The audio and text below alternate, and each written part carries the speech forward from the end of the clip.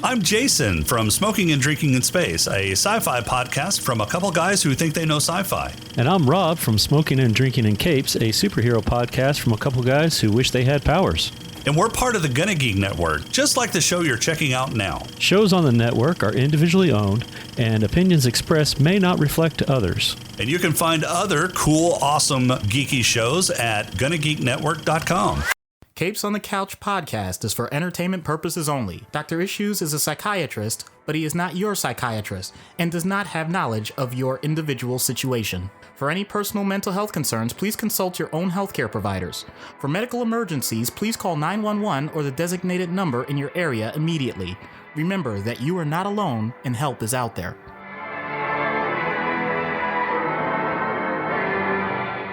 Hello and welcome back to Capes on the Couch, where comics get counseling. I'm Anthony Sitko.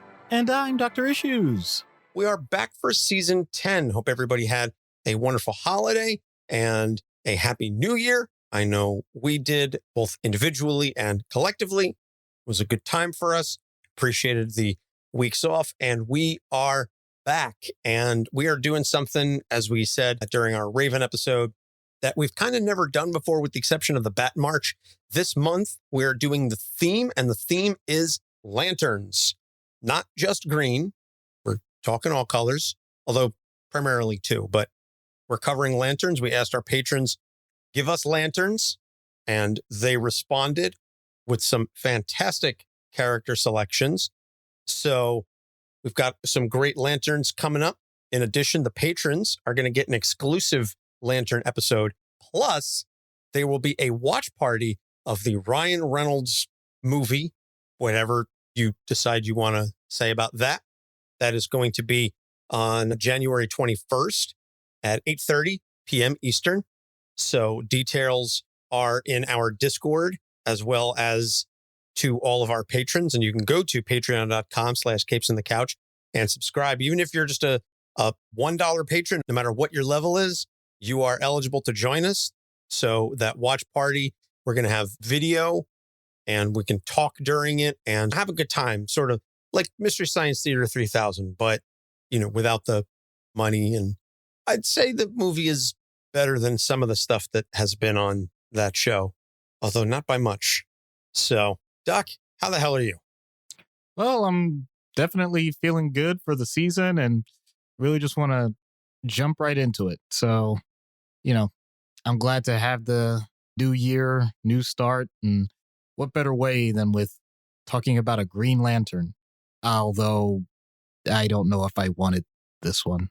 Yeah, so Matt is the first one we're going with, and his selection is Guy Gardner. Guy Gardner, the prickliest of the four classic Earth lanterns, and one I would say is probably one of the more clearly defined personalities among the four classic Earth lanterns, because obviously you've got Hal Jordan. He's the cocky flyboy. You've got John Stewart. He's the methodical marine architect. Kyle is a lantern, and you know, there's that. And I know I pissed off some Kyle fans, and they're going to go blog on their Tumblrs about it and probably share some Bishan and or Yowie artwork about Kyle. And that's that. But Guy, yeah, Guy is something. So with that being said, and we'll get into Matt's write-up as we always do. Before we do that, let's get into the background. Guy Gardner, created by John Broome and Gil Kane in Green Lantern number 59, March 1968. So Guy is the child of an abusive alcoholic who regularly beat him, giving him an aggressive nature and a defiance to authority. In college, however, he shifts and becomes engaged in social work, and later becomes a teacher for disabled children. This is after he was a celebrated athlete. He was a college football player, but he suffered a serious career-ending injury. And so that's when he decided to focus on social work and sort of become the person that he needed when he was growing up. So when Abin Sur's ring sought out a successor, Guy Gardner would have been chosen had he been closer, but since Hal Jordan was in the vicinity of the crash, he was selected. Guy does, however, become a reserve lantern, and he backs up John Stewart, who is the second Earth lantern. So Guy is actually the third of the Earthbound lanterns. under the core, if you're not counting Alan Scott and the whole Starheart, et cetera, et cetera. So Hal's power battery explodes in Guy's face, trapping him in the Phantom Zone. When he is freed, he is comatose and suffers from brain damage for many, many years. And Guy was out of comics for close to a decade, that he just wasn't doing anything. He was comatose, functionally brain dead. They really didn't have much of anything for him. Steve Englehart brought him back, and that's when he created the quote-unquote new version of Guy Gardner, the version of Guy that we all kind of come to know and understand. I don't want to say love, because he rubs a lot of people the wrong way, but Steve Englehart essentially created that abrasive personality. But as he said at one point, because he didn't create the character, he doesn't get royalties, he gets no credit, he doesn't get anything. But everybody uses his version of Guy Gardner when they're telling a story. He said at one point, like, if I had named him, John Smith or whatever, and made him a brand new character, I'd get a lot of money. But because I took an existing character and completely revamped him, I get Ugats. So anyway, the Guardians revive Guy and give him a new ring and outfit and charge him with assembling a team to battle the Anti-Monitor. This is, I believe, during Crisis on Infinite Earths. The brain damage during his coma altered his personality, leaving him immature, arrogant, and violent. So he is a founding member of the Justice League International. Although he chafes against Batman's leadership, Batman famously knocks him out with one punch. And when he awakens, he is empathetic and caring until he hits his head again and he reverts to his abrasive self. And this is kind of a running thing. And I see Doc rolling his eyes that, oh, I hit my head. Oh, I'm a different person. Oh, I hit my head again. Oh, I'm back to the same way that I was. It doesn't work that way. Never works that way. But, unfortunately, #because comics. So he loses a fight with Hal and surrenders his ring, but he later finds one of Sinestro's yellow rings. This is years before the Sinestro core and the whole Jeff Johns situation. So after losing an eye in another fight with Hal, who was operating as Parallax at the time, he drinks from the Warrior Chalice and unlocks dormant powers that were hidden in his DNA. He then becomes a shapeshifter that can create weapons from his limbs. And this was, again, Doc rolling his eyes. This is because Power Rangers was a big thing then. And so, oh yeah, we're going to make him kind of like Power Ranger. So he's returned to full human in Green Lantern Rebirth. Thank you, Jeff Johns. When the Parallax entity is stripped from the main power battery and he becomes one of the trainers for the new core, later becoming a member of the Honor Guard, who were essentially like a combination of like trainers / IA for the core. So during Blackest Night and War of the Lanterns, he wears a red ring and then a sapphire ring, fueling himself with both rage over the death of Kyle Rayner and his love of the core, Guy being apparently one of the 4 people who cared that Kyle died. I'm firing here. I know I'm going to be pissing off a lot of the Kyle fans. And again, you can blog about it on your Tumblr. So in New 52, he gets dismissed from the core after the Guardians create the Third Army to replace all Green Lanterns. But he regains his ring, and along with Simon Baz and other Lanterns, they defeat the Guardians and restore the core. Then he joins the Red Lanterns, and he's kind of working as an undercover agent on behalf of Hal and the Green Lanterns. He takes over from Atrocitus as leader and uses his rage against what he felt as disrespect from Hal, John, Kyle, the Guardians, and the rest of the core. And you can find out a little bit more about that when we talk Atrocitus next week. So that kind of wraps up the background on Guy. A lot of summarizing stuff, glossing over a lot of his history. But again, this isn't that kind of show. And I really wanted to get into the issues. So the issues and the theme is gotta love him because otherwise you'll hate him. And thank you, Doc, for coming up with that explanation of the theme of Guy. I see you laughing over there. Before we jump in, you got some comments? I just want to point out that there are some characters, and I don't know if people remember this. The first AMA that we did, someone asked a question. I don't remember the exact wording, but it had to do with who's a character that you don't like. And I said Guy Gardner. I just want to make that clear because I don't want to make this sound like I'm saying that as a psychiatrist. I'm saying that as a comic book fan way before I was ever a psychiatrist. Whatever I read this character in, I was like, this is the type of character I would not want to be around. And I thought that as I learned more about psychology and mental health and all that stuff, I would learn more that would change my mind. And it's just entrenched me further. So keep that in mind as I say these things. If you disagree, that's totally fine. There is no blueprint for anything specific in terms of who you like and don't like in the world. So don't think that that's totally relevant. But the twinge of that with any person is very important to us. So anyway, I'll let you, get into Matt's soliloquies about each issue. Yeah, well, Matt sent me a Discord message and said that his introduction to Guy was in the Death of Superman, where Guy, who was, I think, Warrior at the time, basically kind of just said, at that point, Doomsday was still kind of wrapped up in all his stuff. And Guy just goes, I'm just going to go ahead and kick his ass, and gets obliterated. And Matt said his 10-year-old self's reaction was, he had that coming. I know exactly what Matt's talking about. I read the same thing. That was not my intro to him. I knew a lot more about him before then. But even then, when he showed up, I said, this is the worst possible choice for this. And I know that's why they wrote him in.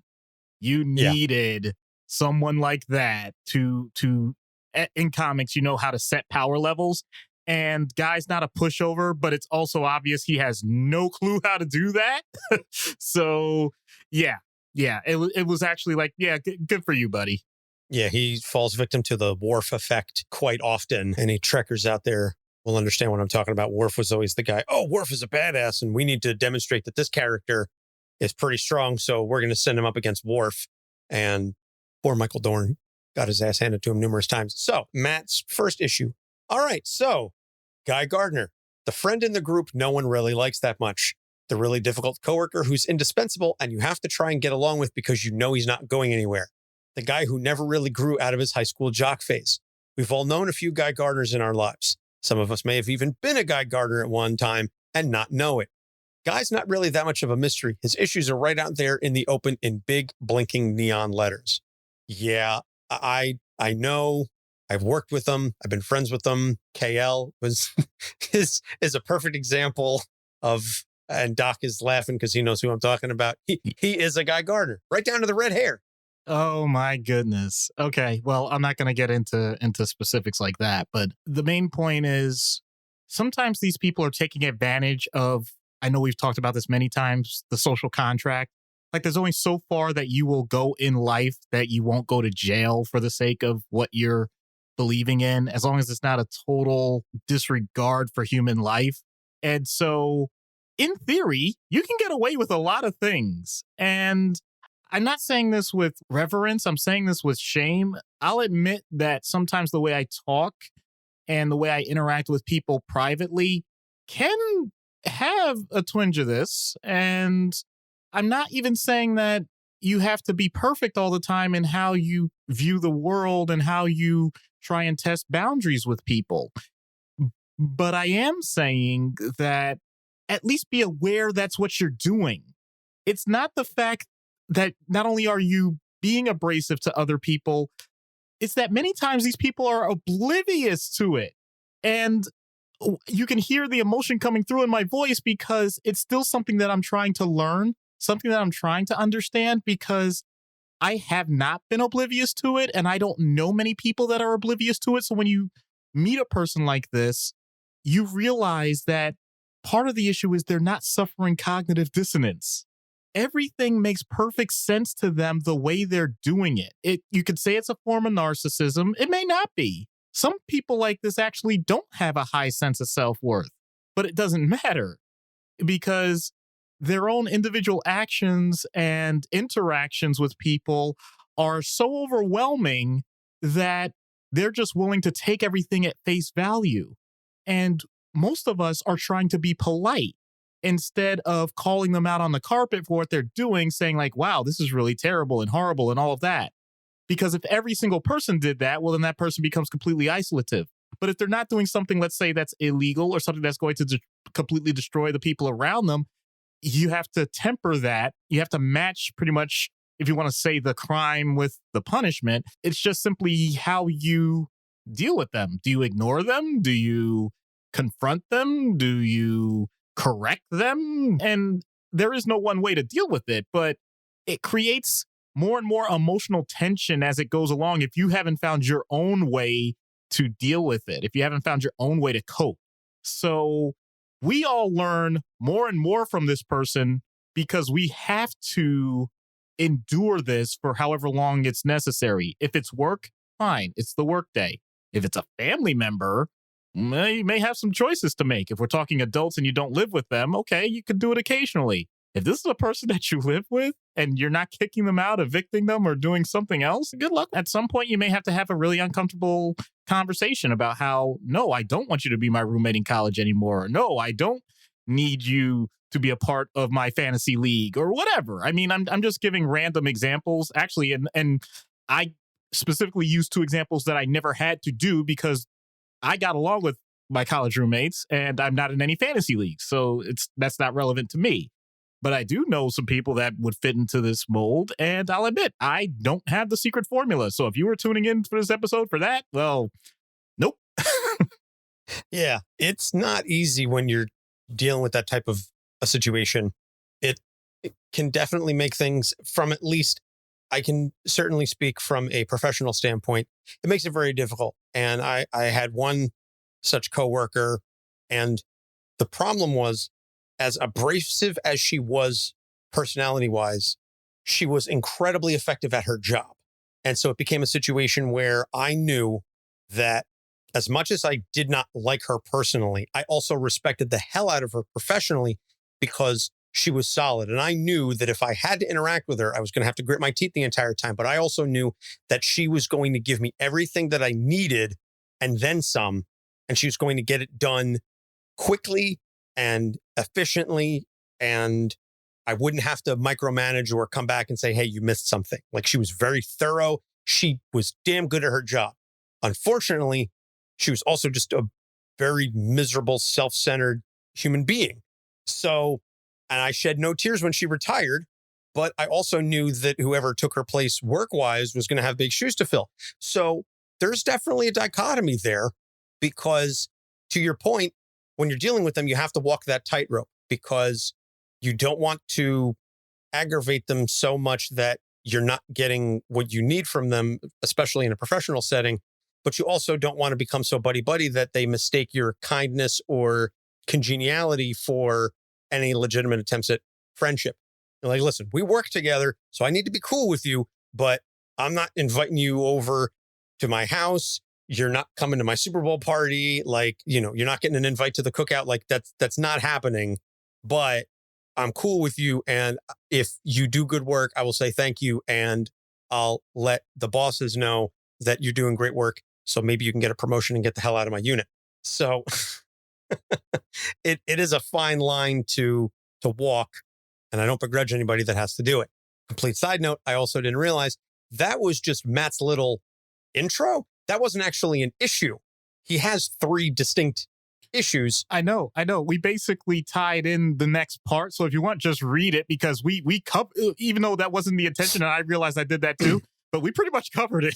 Yeah. So he says cockiness and abrasive personality. If you aren't aware of how great a Green Lantern superhero or a man Guy is, just ask him. He'll be happy to tell you all about it. If you have a disagreement about Guy's assessment of himself, he'll also be happy to correct your misconceptions loudly at first, violently if loudly doesn't get the job done.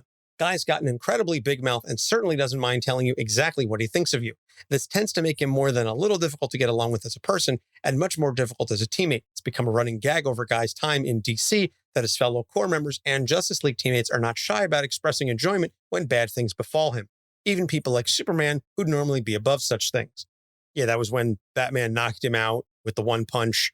There was later a comic where Superman had to kind of stifle a laugh when he heard about it. And he was like, well, yeah, it's a real shame Bruce did that. You shouldn't go around punching people. I mean, he is just a loudmouth jackass. Yeah. And the haircut doesn't help. Oh boy. Like, okay. All right. See, well, actually that is relevant to what you're the talking Guardian, about. They gave him what they called a bowl cut. Oh, Where they put a bowl on your head and they cut around it. Oh. Yeah. Yeah. Okay. Made all the lands look Chinese. Oh. That was the only way you could get a work there at a Guardian there. Oh my God. And if you go down to Oa, you could see him. Oh. He's the Green Lantern. with little tiny feet. Oh my. Oh.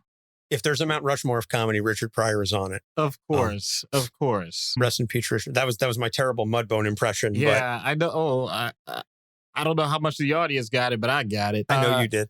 But there is some relevance to what you just said. And I'm not talking about how haircuts make personalities. What I'm talking about is even if it's not something we think about, it is something that we do regularly. We do start attributing certain physical characteristics with a person's personality, especially if they're consistent with it. So there are some people out there, and you know what I'm talking about, where you see the silhouette or the shadow of them coming around the corner and you freeze because you're like, I did not need to deal with this person at this moment. And Guy epitomizes that. And it's unfortunate that when people decide that they're going to be involved in your lives, because it is a decision, especially when it comes to work or school or any other fairly interactive public environment. I'm not talking like public, like outside. I'm talking about just not your private setting. You know that the limits that are in place are going to make this 10 times worse. Because at least in your private setting, you get the last say, as opposed to your boss or your coworkers or your peers or anybody else. So while you may, in theory, want to take that step with that person to point out that they're out of line, heaven forbid you're the only one that is willing to do it at that moment and you don't have a group with you or solidarity with you, because then it's just literally a he said, she said, they said, whatever.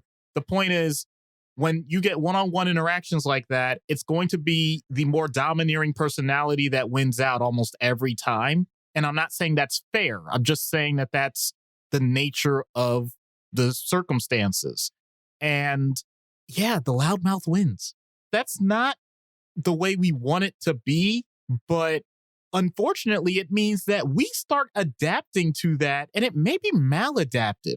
We may become more brash and loud ourselves just to make sure that we feel heard. And if enough people think that that's the only way they can interact in that environment, then unintentionally you can create just nothing but shouting matches, and you can't even tell originally why it started in the first place. So it's one thing to say that we're just talking about how one person can be annoying to a group of people. We're talking about how that can really disrupt an entire organization or family or any other construct that involves multiple people. And once again, I think there's something very clear about this. Although Guy Gardner's abrasive nature is something that he is aware of in terms of wanting to be heard, and I genuinely believe this, it is not one that is meant to hurt. These people think they are doing the right thing all the time. And with that in mind, it's very difficult to change a person's mind once they have made that decision. When there is no room for ambiguity, then there's no room for adjustment. I love that last line, and I do largely agree with that assessment. I do think that there are certain people out there, and I'm not going with specific cases here, but there definitely are folks out there who are abrasive and do say the stuff because they want that reaction, who are doing it because they're looking to poke the bear, because they want to troll. They want to bait that response from you. But I do agree that by and large, it's not out of malice, it's out of obliviousness. It's a combination of their heart is in the right place, but the execution is way off. And they just have no clue how to read the room, how to assess interpersonal dynamics. They're very much constantly the bull in the china shop. And you were talking about this person can be disruptive to dynamics and things like that.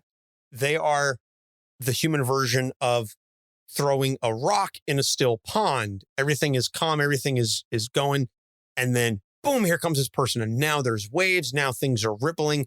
stuff gets broken, things they're splashing, just all over the place. And then maybe it settles back, maybe it doesn't, but their impact left effects in its wake. And you do have to be aware of those kinds of people. And I don't want to say brace yourself, but you have to be aware that just by virtue of their involvement, things are going to change. And you have to be prepared to deal with that and either mitigate it as best you can, or hopefully you can reset things. It's difficult, and it's on a case-by-case basis, certainly. But it is the kind of thing where you have to have the awareness about their personality that they don't have.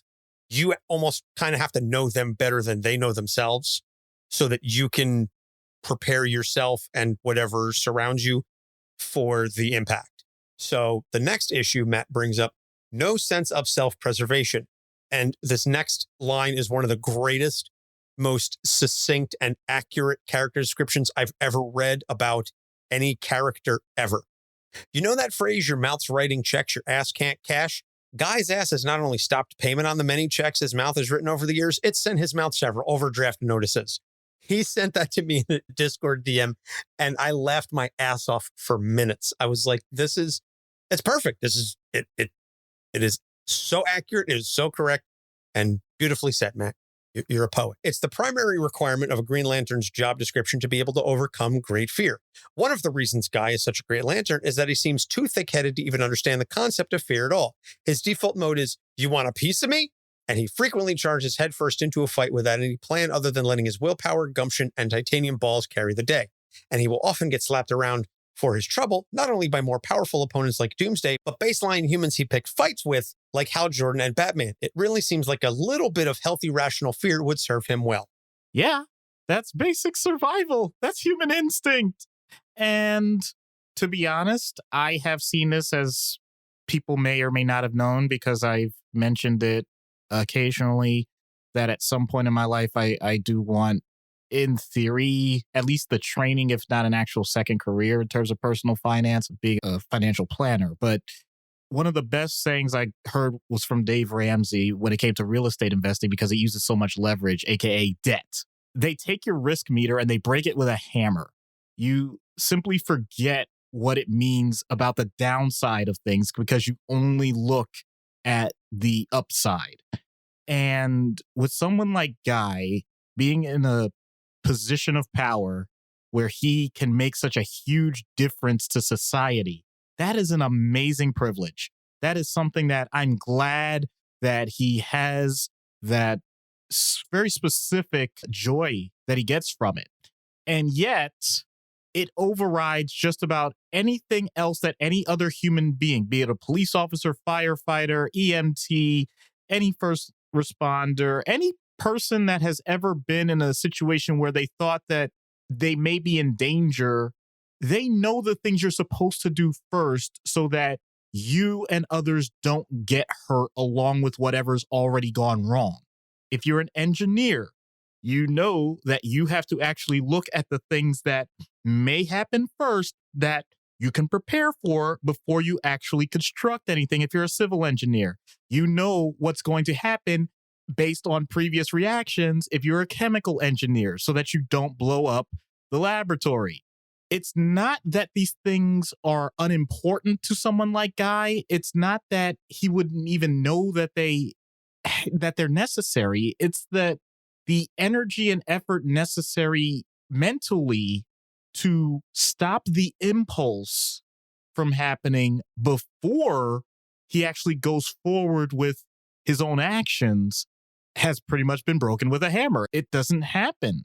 Now, it may sound like, okay, well, that's just the way he is, but really, all those things are habits. Yes, some people are more impulsive than others, even naturally as children. And you could talk about delayed gratification. You could talk about hedonic adaptation in terms of if you enjoy something and you just keep doing it until it becomes just a normal feeling and you don't even get the endorphin rush from it anymore. So there's lots of different other psychological points that can be made with this, but it really is just doing something over and over again in a certain way, in a certain format that is completely automatic. And for whatever reason, maybe it is, as Matt said, being hard-headed, whatever that means. But, on one hand, it's consistency, but on the other hand, it's consistency without rationale. So, it's like, congratulations. And that's why he ended up being, for the longest of the runs, being a Green Lantern, because yeah, man, you literally have taken many of the traits necessary to maintain habits for a long period of time, regardless of how you emotionally feel about them. That's a pretty good definition of willpower. Could you have put more of the other parts of human thought into it so that it isn't as dangerous? That would have been nice, dude. Yeah, it would have been nice, but I don't think Guy would have thought it would have been as much fun. Because I do believe that for him, there's a sense of pleasure about this. And I don't get the feeling that he particularly enjoys being angry about stuff. I think he doesn't view it as anger. He views it as being just boisterous and fun-loving, because, and we'll touch on this a little bit in the next issue. Well, I'll jump right into it then, because it does kind of tie into this exact moment. Identity wrapped up in being a Green Lantern. Of all the lanterns we meet and get to know well, Guy loves being part of the Corps and being a superhero, maybe more than any of them.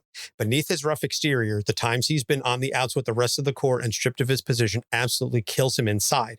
During the War of the Lanterns arc, where he has to learn how to power a violet ring off of love, the only thing that got him working was him proclaiming his love for the Corps and how he had absolutely nothing without them. Guy is a person who loves his job more than anything else in his life and doesn't really know how to function when it doesn't love him back.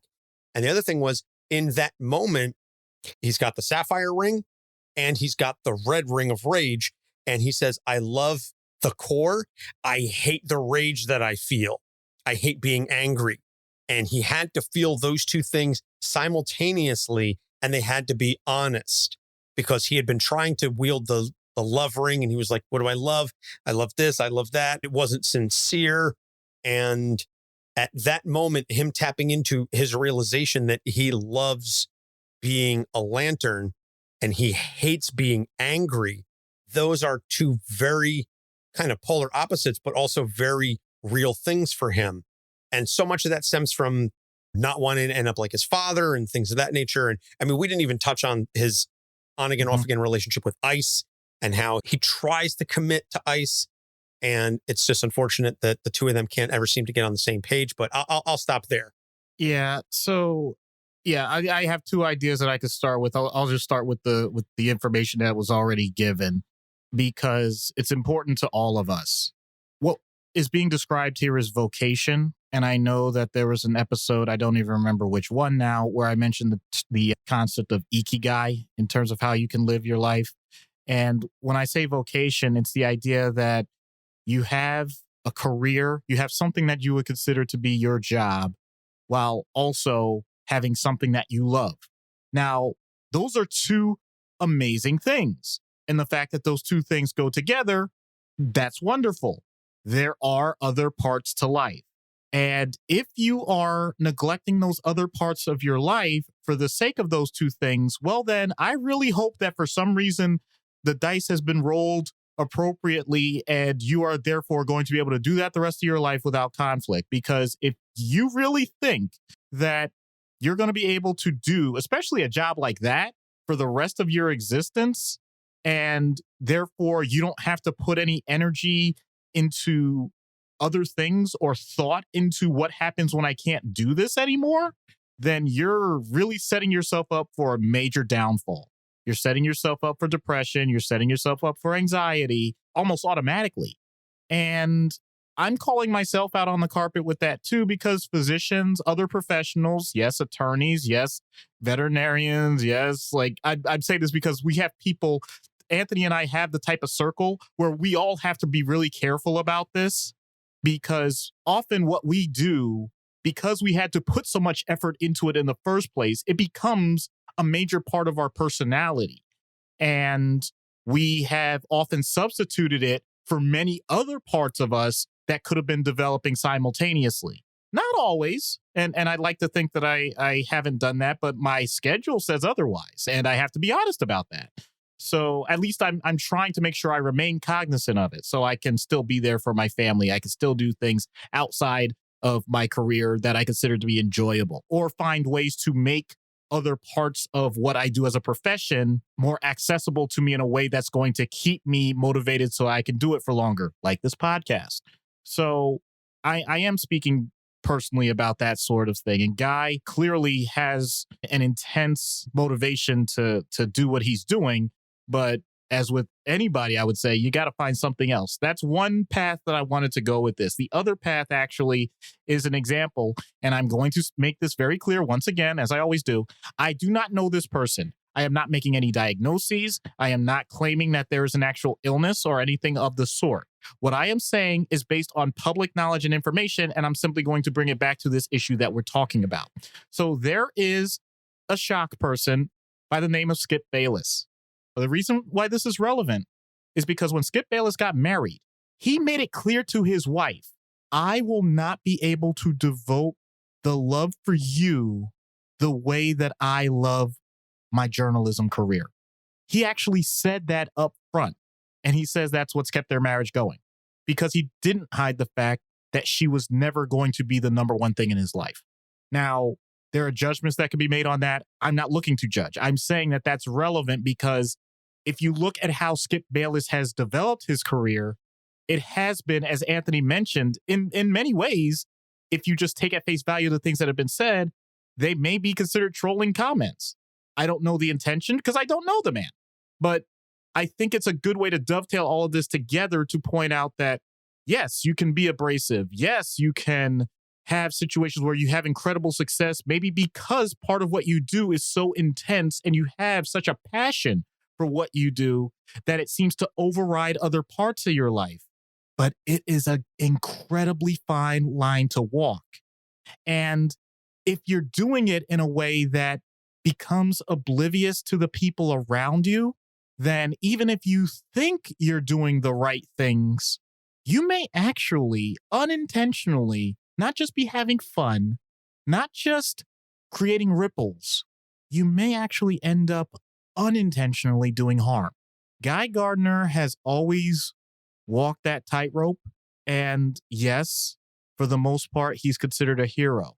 But part of the reason why he ends up getting the flack that he does is because so many people, including directly, physically, trying to let him know that if you do not stay on the right path, then everything that you have done up until this point could be for naught.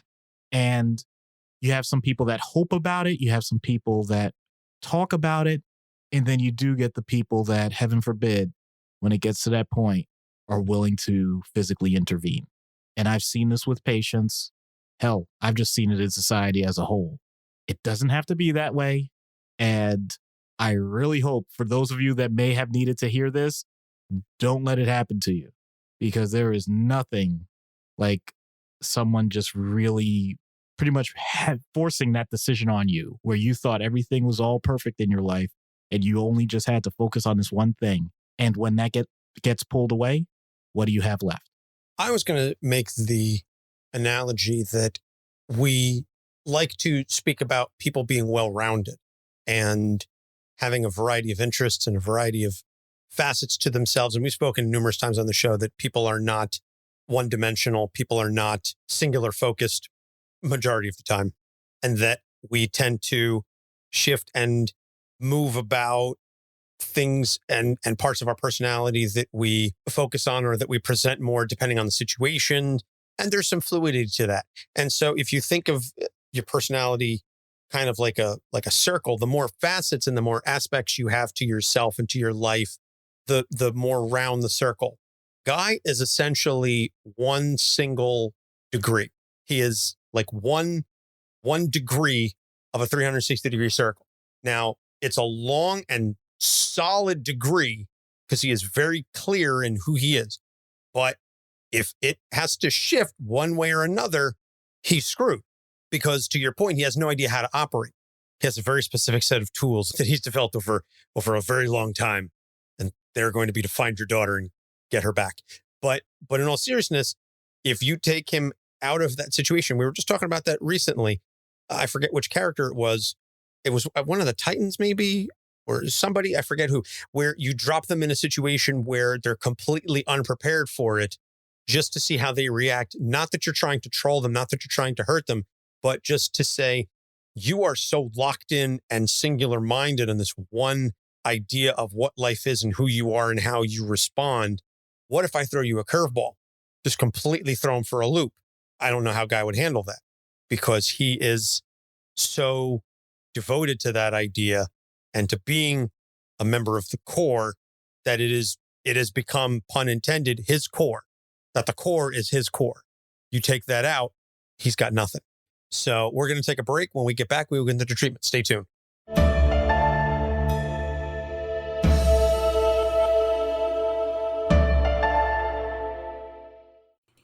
Everybody has a story, and not all of those stories are clear black and white issues, even when we think they are. We wonder, how did this happen? Or what is that like? Or what happens next? Are you sure you really want to know? This is Ignorance Was Bliss at IWB Podcast. Have you ever been reading through a stack of comics and thought, maybe I should see what this Arkham Asylum game is all about? Or been playing Marvel vs. Capcom and felt like you were at a real disadvantage since you didn't know who half the characters were? Well, Play Comics is the show for you. I'm Chris, and each episode we take a look at video games based on comic properties and how well they stick to that source material. So whether you know the comics and want to know how all these games work, or you know the games and want to find out where all this craziness came from, go check out Play Comics at playcomics.com or wherever you find your favorite podcasts. Hi, I'm Howard Mackey, and this is Capes on the Couch. And we're back. So treatment.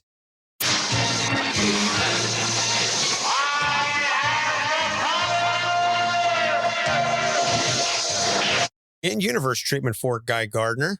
Doc, you're up. So I need to set this up, though. I need to point this out. Anybody that knows me knows that I would not actually want this, but it's necessary for someone like him. I need either someone in the Justice League or someone in the Lantern Corps to basically pump me up, meaning they have to advertise me. They have to make it sound like, at this point, with my experience, I would have some word of mouth opportunities where I sound like a really ultimate therapist, because that's the type of thing that Guy would potentially be interested in. Not because he wants therapy, but it's like, hey, you need to see this guy because he's the best of the best. I think that's something that would appeal to him. And then from there, I would like to think that after I resist the urge to strangle the guy, I simply take a stance that I'm just a regular human being. I am nowhere near the things that have already been described about me. In other words, I am trying to set up the biggest deflation possible about me. Why is that important to the treatment? Because, as Anthony knows, because we've done Tough Mutters, I'm not trying to be his hype man. I'm his mirror man.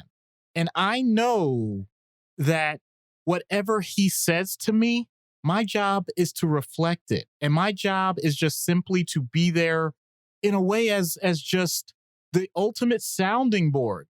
Because there is something about the idea that someone with a megaphone, if they have a certain type of room, I'm not talking a soundproof room, I'm talking something that just automatically echoes, that starts to hurt your ears. And if you can show someone, and sometimes that's all it takes really is to show them, not to talk. Like, I'm not the one telling you, hey, you're really going about everything the wrong way. If you can get the person to realize it for themselves just by being there, then you can often do way better than trying to be the same person, because you don't want two carpenters with hammers hitting each other over the head like it's a nail. In this case, I just need to point out that I'm a screw. Eventually, when you're not getting the result you want, you might try something different.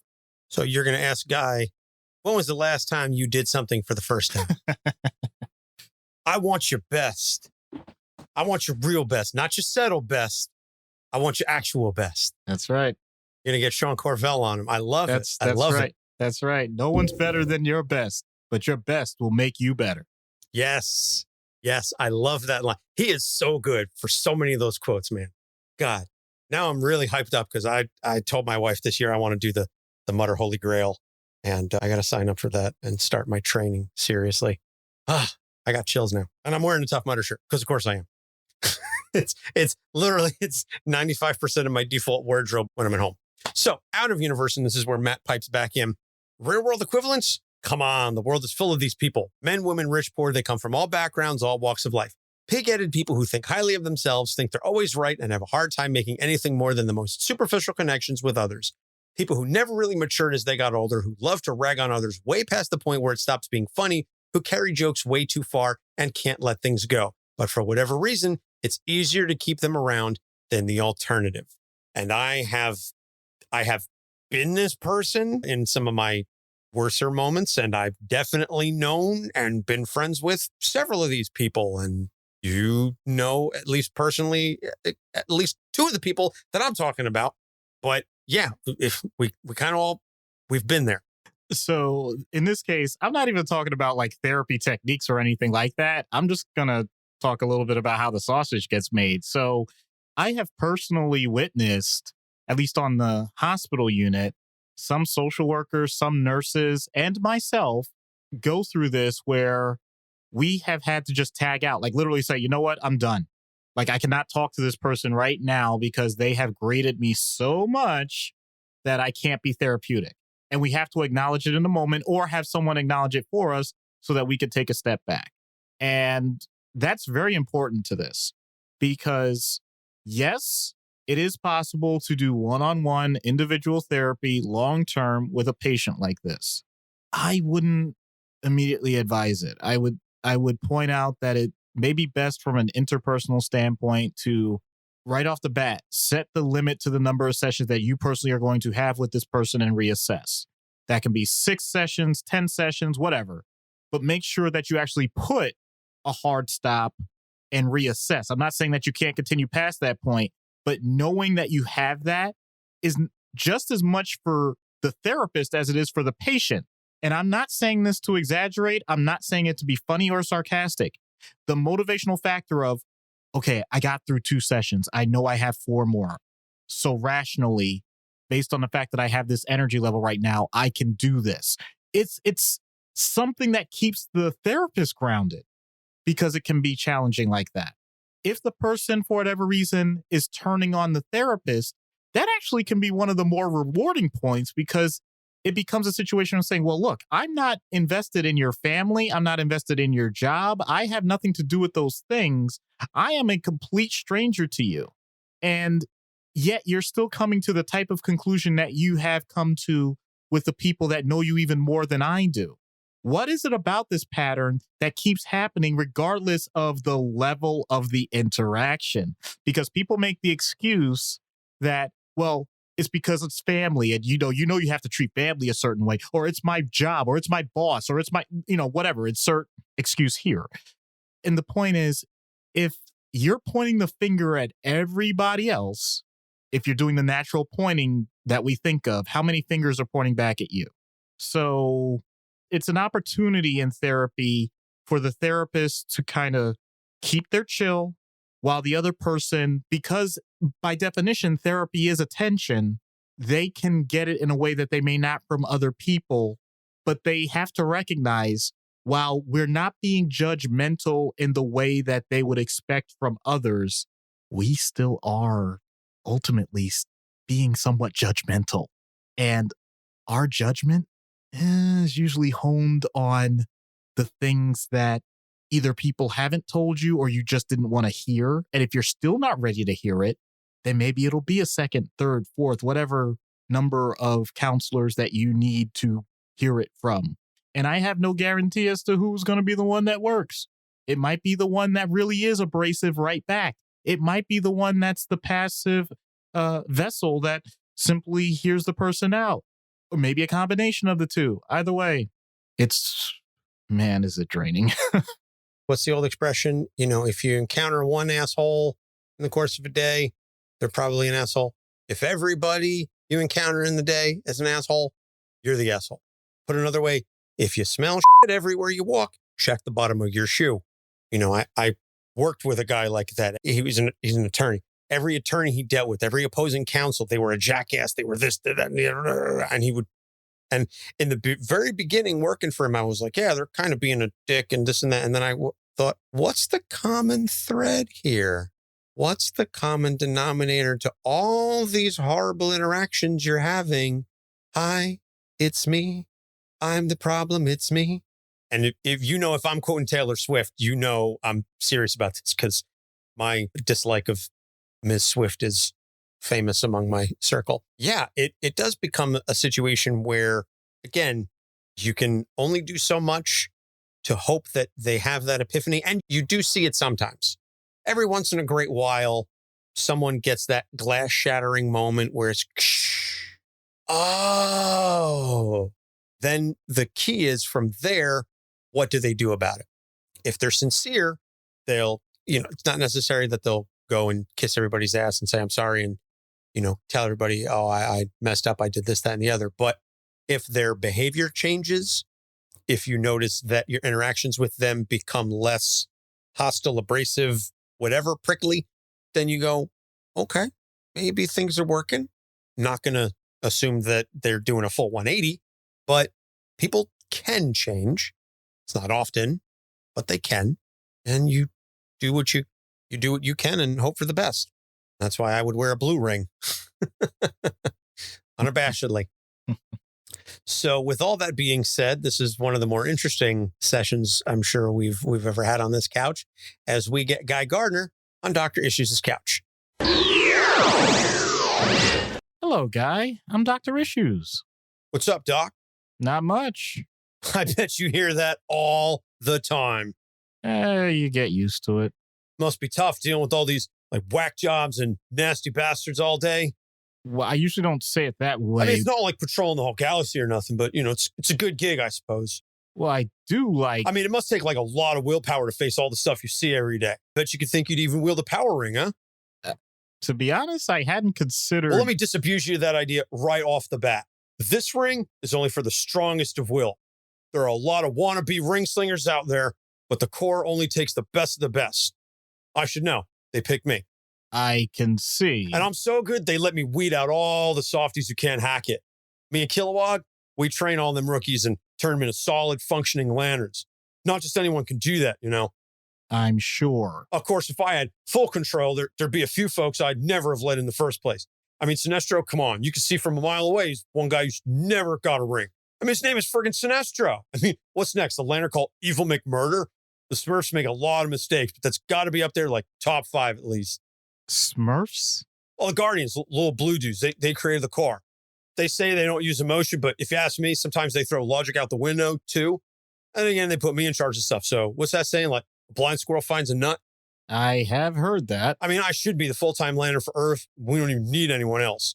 I mean, the other guys are all right, but if you can have filet mignon, why sell for a sloppy Joe?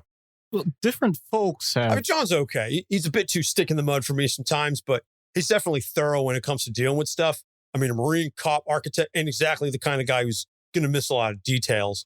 And a black guy's seen enough hateful stuff to give him a lot of perspective on conflict. I mean, I'm sure you get crap all the time. I don't see quite how that's... Kyle's a good kid. I mean, he's all right. He's got to stop beating himself up over every little thing, though. I mean, he needs better coping skills. You can't just draw your problems away. I mean, he's a great partner, but the cry and the whine get old after a while. Oh, I'm a sensitive artist. All my girlfriends die. Boo-hoo. If he starts pissing me off, I ask him to get me something out of the fridge from Alex. That shuts him up for a while. Wow. I don't even know And then there's Jordan, the hot shot, the ace pilot, the pretty boy. If I had a nickel every time someone fawned over him, I'd be able to afford a nice little place out in Pango Pango. I mean, he's gotten us into more scrapes and fights than I can count. Seems like just about every problem the core has can be traced back to him. Something he did, someone he pissed off. It's almost always Hal. And he knows it too. I mean, what I wouldn't give to wipe that smug smile off of his mug. Sounds like you've and don't get me wrong. I mean, I've tried, more than once, actually. Son of a bitch always ends up getting me with some lucky shot. It's ridiculous. Well, if it's happened more than once. But as much as it pains me to say it, for every time he's put us in danger, he's saved our ass. Mine, yours, universe. I mean, literally the universe. I mean, he and I have gone toe to toe so many times, and no matter what, he's always going to be the first one to back me up when it hits the fan. So yeah, I don't like him half the time, but that don't mean I don't respect him. Fact is, he needs me to push him. Well, how do you? Because he knows I'm right on his ass, ready to take his spot if he so much as sneezes the wrong way. John, Kyle, the other kids, hell, even the other lanterns. I mean, we're all waiting for him to mess up. And the beauty of it is, you don't even have to wait that long because it's Hal. Well, that kind of pressure makes diamonds. Yeah, that's what it's like being in the car. We don't have the luxury of second guessing ourselves. Can't be afraid of things. It's kind of the whole point. No fear, willpower, all of that. I mean, when you've been through everything I've been through, fear is a waste of time. But fear can... And all those other colors with the Fruit Loop troops, they can suck an egg. Other emotions are just as... Yeah. I'm sure you're going to give me some spiel about the power of emotions. And I'll be honest, I felt the power of all of them at some point, especially when they're punching me in the face. I'd like to punch you in the face. Yeah, I mean, I'm used to people being too intimidated to say what they really mean. That ain't me. You know what the world needs more of? People like me to take a stand.